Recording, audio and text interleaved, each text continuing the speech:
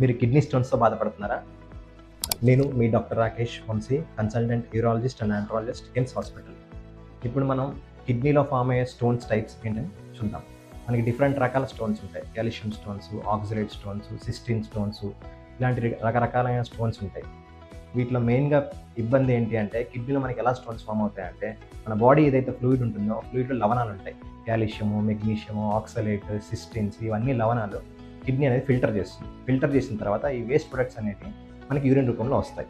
ఒకవేళ మన బాడీలో ఫ్లూయిడ్ కంటెంట్ తక్కువైనా, లేకపోతే ఈ లవణాలు అనేవి మన డైట్ ద్వారా ఎక్కువగా తీసుకుంటే ఈ కిడ్నీ స్టోన్స్ ఫార్మేషన్ అనేది జరిగే ఛాన్స్ ఎక్కువగా ఉంటుంది. సో మనం మెయిన్గా దీనికి చేయాల్సింది ఏంటి అంటే, మనకి వాటర్ కంటెంట్ అనేది ఎక్కువగా తీసుకోవాలి. రోజుకి 2 to 2.5 లీటర్స్ ఆఫ్ వాటర్ తాగాలి. ఇంకొకటి ఏంటి అంటే, మన డైట్ కంట్రోల్ మేనేజ్మెంట్ చూసుకోవాలి. ఎక్కువగా ప్రోటీన్ ఫుడ్ తీసుకోకుండా మనకి ఆక్సలేట్ స్టోన్స్ ఫార్మేషన్ స్పినాచ్ కానీ లీఫీ వెజిటేబుల్స్ కొన్ని తగ్గించుకోవాలి. మెయిన్గా వచ్చేసి మనం వాటర్ అనేది అడిక్వేట్గా మెయింటైన్ చేసుకోవాలి. నేను తాగుతున్నాను, మీరు కూడా తాగండి. Thank you.